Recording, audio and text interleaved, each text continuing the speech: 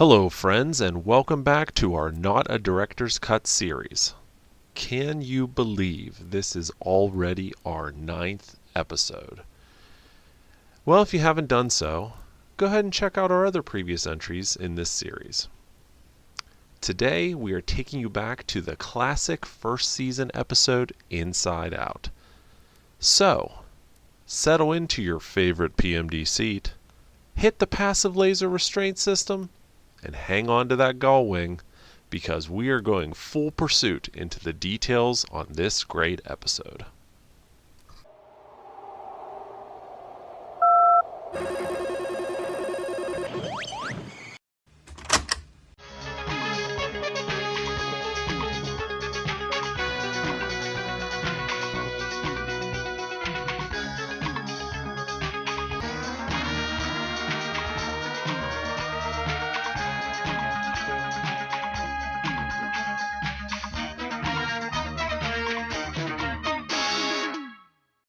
Before we see what Alvin B. Kincaid and his merry mercenaries are up to, let's check out another vintage Knight Rider commercial. This one comes courtesy of the Sci-Fi Channel in 2003. Enjoy! Triangulate the source. Just a wash and wax, please. Very nice. Looks aren't everything. Some things never change. Knight Rider, next on Sci-Fi. Production 57302, Inside Out. Written by Stephen E. D'Souza, directed by Peter Crane. This episode originally aired on NBC Friday night, November 26, 1982 at 9 p.m. It was filmed July 29th through August 6th of 1982. This is the 9th episode of Knight Rider to air, but it's the 2nd episode to be produced. That's right, Inside Out was filmed immediately after the pilot. And as you watch this episode, you can tell that it's a little less refined than, say, Trust Doesn't Rust or No Big Thing, and that's because it was immediately after the pilot. So let's dig in. The synopsis of this episode reads as follows. Michael goes undercover with a group of skilled soldiers who are planning a daring gold robbery. Here we go. So in this first scene, we see the John Ward car, which is to be expected. This is reused footage from the pilot presentation of the John Ward car driving at dusk. And if you look in the background here, this tower is actually the Six Flags Magic Mountain Tower in Valencia, California. And it's still there today. So, in the comments below, why don't you guys, tell me where this road is or what the name of this road is. Give me some GPS coordinates. Not too much to point out here, except that this is the very same speed detector that we see a couple episodes earlier, or later, depending on when they filmed it, in Slam and Sammy's Stunt Show Spectacular. And here's our first look at a jump, turbo boost near the beginning of the episode. And we can tell here this is the roll-caged acrylic window jump car.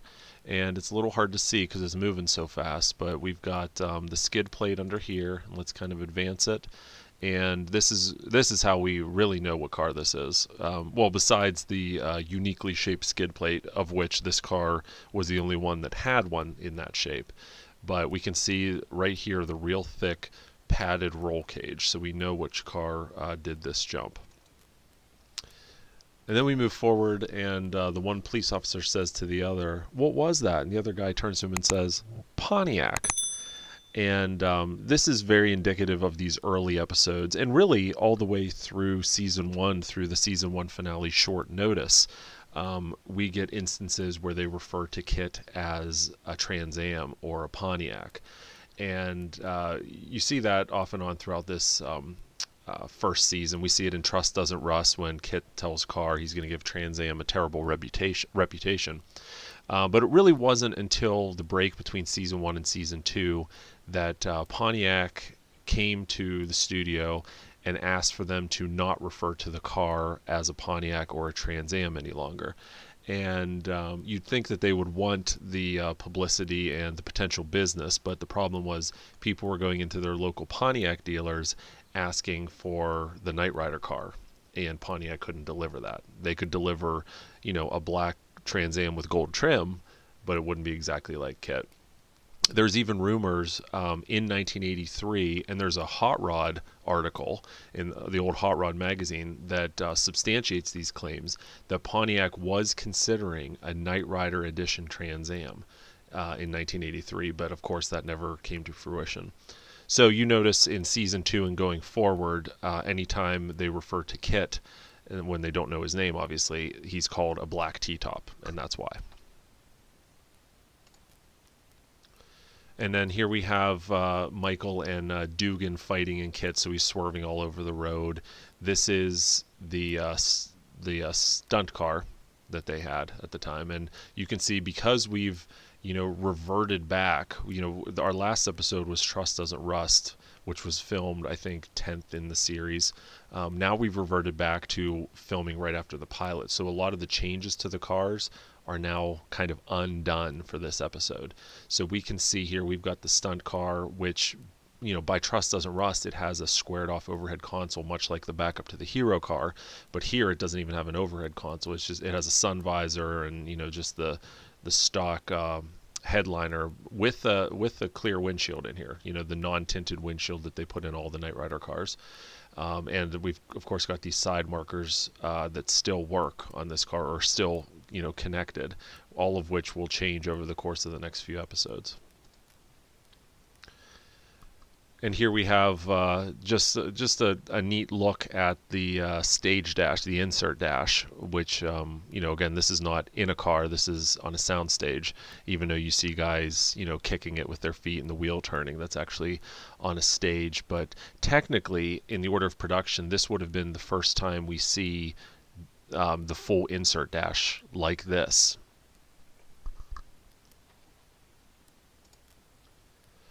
And another way you can kind of tell that this is a super early episode is the fact that they filmed KITT's voice modulator, off center, and that was something that they did in a lot of those early episodes, especially in Deadly Maneuvers. But here you can see it again, and this was just them trying to figure out what's best, or what works best in terms of how to film KITT's voice. And of course, they decided direct head-on filming of the voice box is best. But we can see here, because it's an early episode, they were still trying out different camera angles. And here we have this is Jack Gill being ejected out of KITT. You can kind of see it here. It's hard to see because the whole scene takes place at night, but this was a real working ejection seat. I say seat loosely, an ejection platform. And if we look right here, this is the platform. This is the spring-loaded platform that sat down flat, and when it was activated, it thrust up like this, and it shot a real person out of the car. It was a real working ejection platform, which is kind of scary. And I don't, this is one of the few times we actually see a person doing it. It's no wonder they switched to dummies, very shortly after this. And then right after that, we see Michael pulling off along the side of the road. This is the very same scene where we see, it's a reused shot of the semi parked along the side of the road with a white fence behind it and a giant tree. Well, we have already seen that stock footage in other episodes that we've covered, but it was actually filmed for Inside Out. So this is the scene where Michael's trying to figure out what happened to Dugan after he ejected him out. But if you look here, there's the white fence, and here's the big tree that we see in that stock footage. And this is the Hero car. We can see the large overhead console, and lights on, and passenger side sun visor there. And then here's the scene I was talking about. So this scene, which again was reused in a number of other early first season episodes was actually filmed for Inside Out. So that whole scene I just described to you, where Dugan was shot out and Michael pulled up at night, was right here. It took place right here, and here's the tree, and then obviously there's the semi. And then we get this great shot of KITT pulling into the semi. This is the stunt car, and again, because it's filmed second in the series, we still even have the rear view mirror on the car. We've got both sun visors and no tow bar here, and if we look, there's already a patch right here on the front bumper.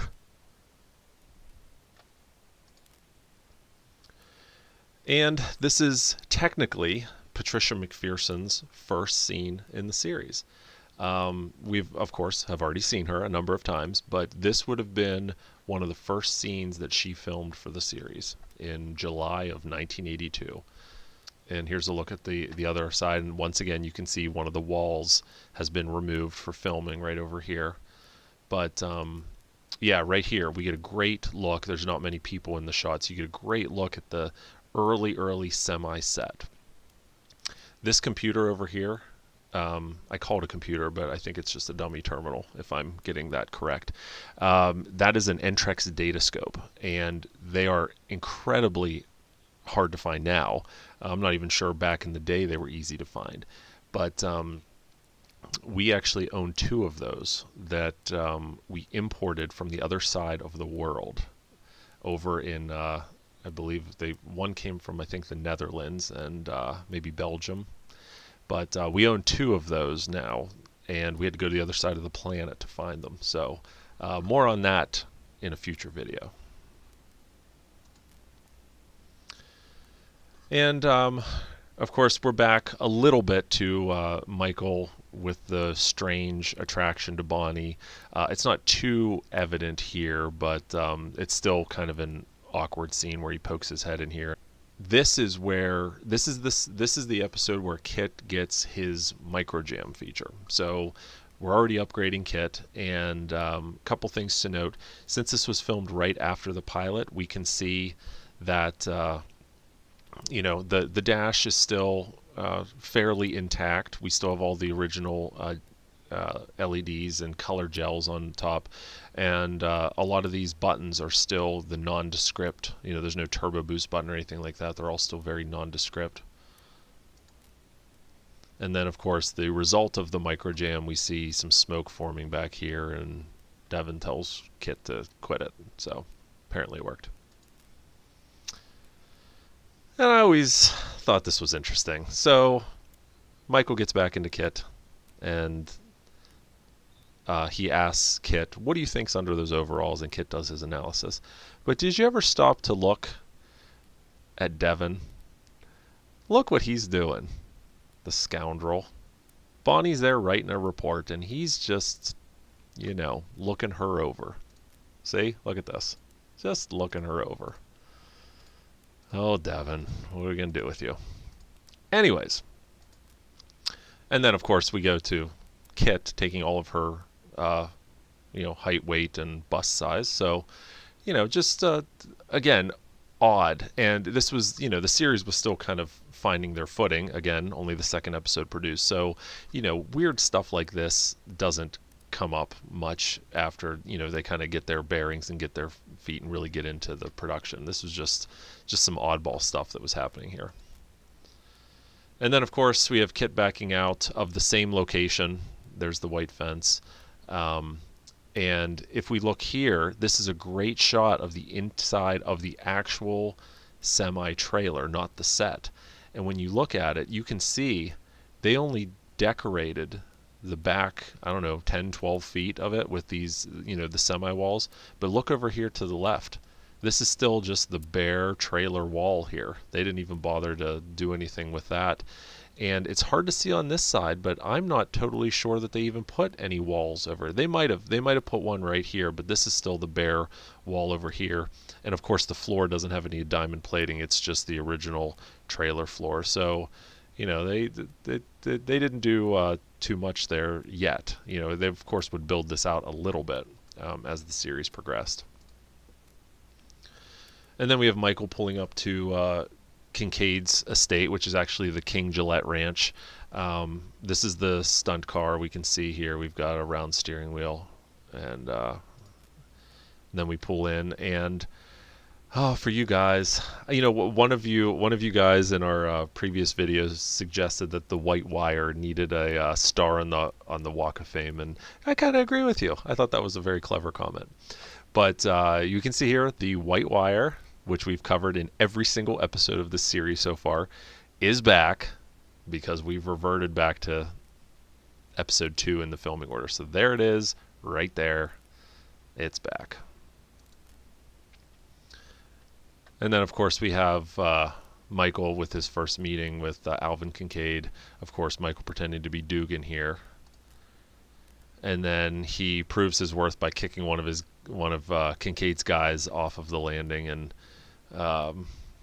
maybe that's the real Dugan. I don't know, but that's not David Hasselhoff.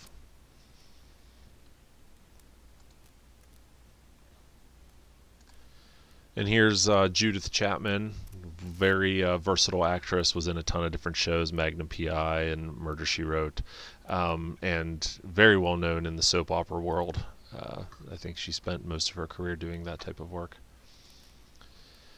So here we have KITT doing his test for Kincaid, jumping over the ramps, and we get a good look at the underside of the roll cage jump car and the skid plate under here, and we can see at this point the car still has its factory catalytic converter.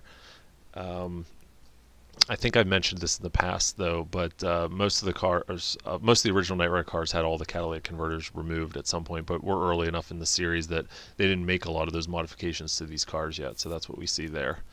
And of course we still see the factory dual resonator exhaust here. And getting ready to come down. This was just a beautiful landing. And then Jack Gill. If you haven't already, check out our video on this channel. Is Jack Gill in every episode of Knight Rider? I've mentioned it before, but it's just something we're quite proud of, that took way longer than it should have. But we think we found Jack in every single episode of the series. And here he is making, not his debut because he does have a short cameo in the pilot, but certainly his most prominent role in the series, that of Dugan. Completely, no spoken words at all, just him on screen. And Michael returning to KITT, and the reason I stop here is because I wanted to point out that, for most of the series, the TVs in the car did not work. But the car that Michael Chaffee delivered to the studio did have working TVs, and because this is still the second episode produced, we can see here that the TVs are in fact still working. This is one of the few, if not the very last time, I'd have to check, but one of the few times we actually see the real TVs working in the car. I'm pretty sure it didn't take long for those to quit working, and then they just never fixed them. And this is interesting here because we turn to this scene. Remember I showed you earlier in this episode how KITT's dash still had its inserts. It still had the letters and the colored gels on its voice box. Well, look at it now. Now it's to the white, which we see, we saw that in Good Day at White Rock and a couple other episodes. So that tells you that, during the filming of Inside Out, something happened, right? So they probably, maybe this is when they removed the dash to do some work on it. Who knows what happened, but this was the period during Inside Out where it went from the correct overlays on the voice to white for a few episodes. Then it would be back to the way it should be. And here we are with the shot of the insert dash and the TVs working. And if you'll notice here from the very get-go, a lot of people call this the season 2 TV frames and TV bezels and all that stuff. But in reality, this was on the insert dash on the stage from the very beginning. As soon as they had the insert dash, they did this. I don't know why they never used the original TVs in the insert dash. My guess is it was easier for them to use, these were just inserted pictures. These were not actual working TVs. But my guess is it was easier for them to just have these square rectangular openings that they could then superimpose the video on, as opposed to the actual CRTs, which have a glare to them and are rounded and convex, things like that.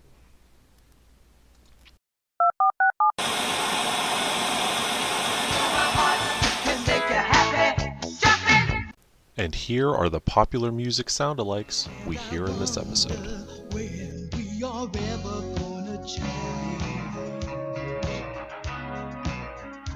lying under the bed till nothing else remains. And those are your sound-alikes from this episode. And then we move here to the traffic jam. Pretty sure a lot of people have said, maybe you guys can confirm in the comments below, that this is the truck from BJ and the Bear. It very well could be. They're both Universal Studios. It sure looks like it is. Let us know in the comments below. Do you think this is the actual screen-used BJ and the Bear semi? And then we move to KITT driving to this roadblock, and a funny scene with the police. And as KITT pulls forward, this is probably our best look at the early blind drive seat suit. And it's neat here because you can compare it to a real PMD seat, and when you have the two of them together, you can clearly see just how different this seat looks. And that's probably the reason why going into season 2 they completely revamped the blind seat, and they actually built it out of an existing PMD seat, as opposed to just building one from scratch that looks similar.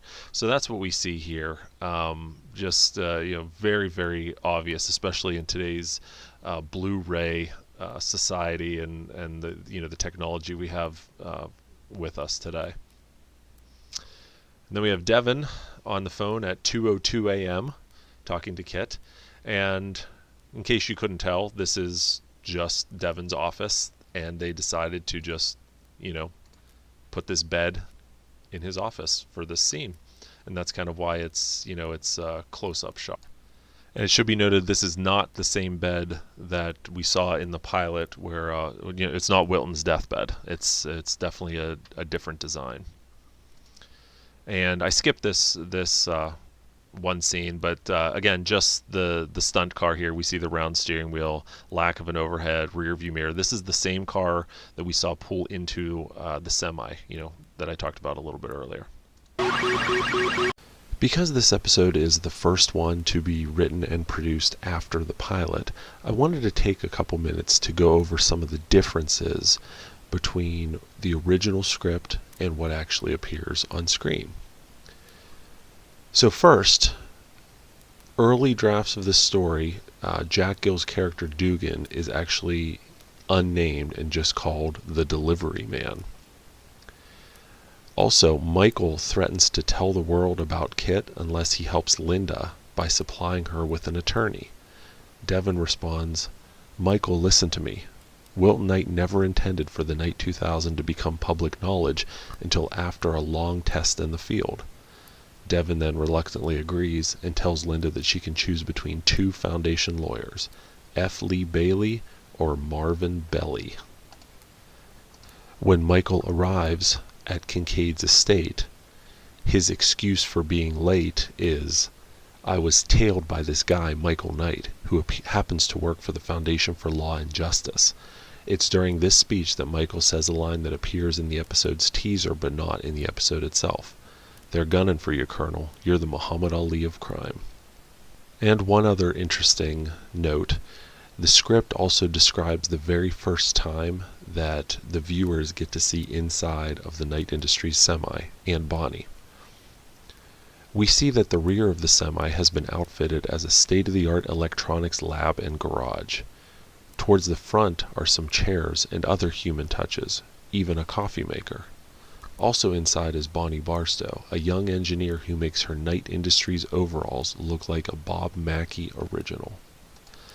And finally, the script specifically states that when Michael presses a button on his comlink that allows him to communicate with KITT, the word engage appears on the face of the watch. On the actual comlink, we see the word engage just printed on the face. So there's a few neat tidbits from what could have been in Inside Out. So now we move to the climax of the episode, and nothing of great excitement to point out here, except for the fact that this whole climax takes place with KITT's T-tops off, which is a rarity. I mean, this is about the only episode in the series where the T-tops are off, kind of permanently. And then moving forward, this is the hero car. We can tell that by the overhead and the TVs and whatnot. And then as soon as they pull out, we're back to the stunt car here. The same one that was pulled into the semi, the same one we just saw. And then we move to the convoy. So this truck here, this is part of Universal Studios transportation fleet. This is the same GMC Astro that, we'll see this truck show up a number of times throughout the series in night moves and whatnot, but this is part of Universal Studios transportation fleet, and you can see it's also painted the Comtron colors, which again is just the Universal Studios transportation colors. And then we move here, again, the stunt car, but it's a nice side view, and especially with the T-tops off, we can see, the lack of an overhead. We can see it still has its original dome light here, rear view mirror, sun visors. And then, of course, as it pulls forward, they forgot to put a license plate on this car. But we can also see that this is the same car, and we pointed this out back in Good Day at White Rock. This is the same car that did the smoke release in the pilot, and you can see the apparatus is still hooked on underneath right there. It's these details like this that really help you to tie the cars together episode to episode. And now we're back to the inside of the hero car. We can see, once again, this is still lacking the gull wing emblem, which we did see earlier in this episode. Now it's just blank white. But I wanted to point out these two tabs. These are actually part of the auto roof function that they had on the car. So if you remember, like in the pilot, you would actually see the roof open up. And what that is, they would connect the glass T-top to these two tabs, which would rotate up. Then they would hook a fishing line to the outside of the T-top and then just pull up on that using these as the pivot point. So what you're seeing here are just the tabs that the T-top hooked into to be able to open the car, or open the T-top. And then, of course, back to the stunt car, and not Hasselhoff driving, just a stunt driver there. I always was really impressed with this scene because, from during some of this heist, the car, KITT, was actually connected to the trailer. But in this scene, this guy is actually driving this close to the trailer there's nothing hooking these two vehicles together. If that truck would have slammed on its brakes, KITT would have been a convertible. But we can see here, you get a better look at those two tabs right here holding the roof down. And one of the original cars that still survives, which is actually this car still survives to this day. We had the ability to take a close look at the T-top bar, and there are still outlines right here on this bar where these two tabs used to be, and mounting holes. So if that's not enough proof that it's the same car, I don't know what is. But then we can see, of course, on the inside, there's a great look at, just the white voice box, the white normal auto pursuit, and the white gull wing, or a white gull wing emblem, excuse me.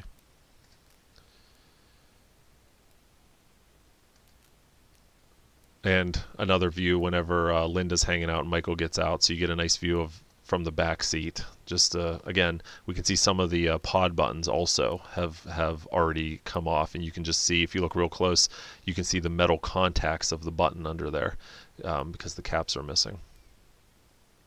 And look at the steering wheel. So Michael Chaffee had a styrofoam piece that covered the mounting hole, And if you look here, the top of the styrofoam piece is still there, but the bottom is broke off, so you can see the mounting hole for the steering wheel right there.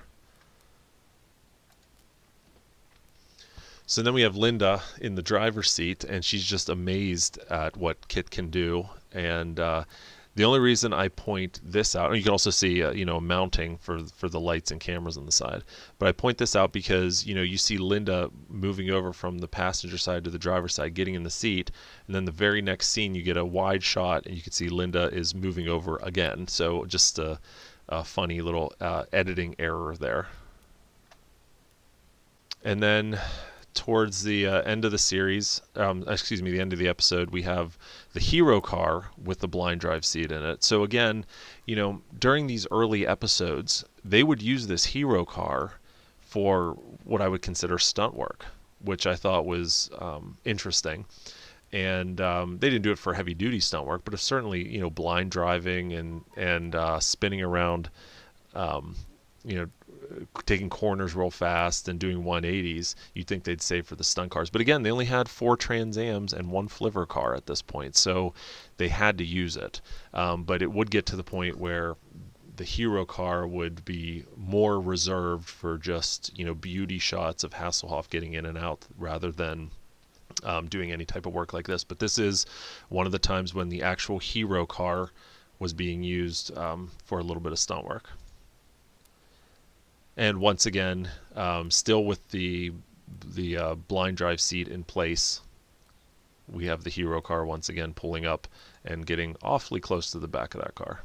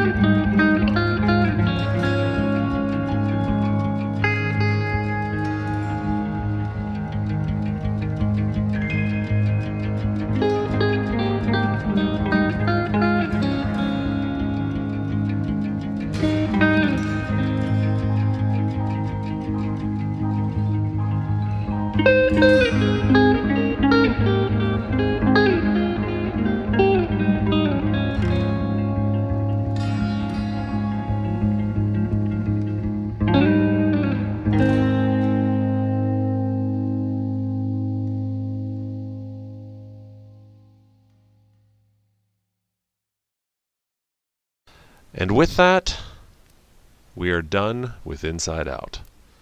I hope that I've micro-jammed some interesting facts into your metal-plated skull. Next time, it's the final verdict. Thanks for watching. See you next time. And now, while we listen to Joe's selection of Knight Rider music that we received directly from Don Peake himself, we'd like to thank these Patreon supporters. Look at you guys scrolling up the screen to my right.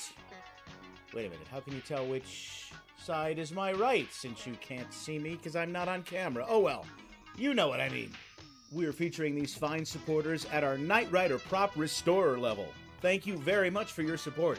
And for those of you at the Knight Rider History Hunter level, we're recognizing you right now in the description. Now, if you enjoyed seeing this golden nugget of Knight Rider history being rescued from obscurity, then please consider supporting us on Patreon. Your support would empower us to bring you even more of these historical nuggets. We are the Knight Rider Historians. Till next time, take care, everybody. Bye-bye.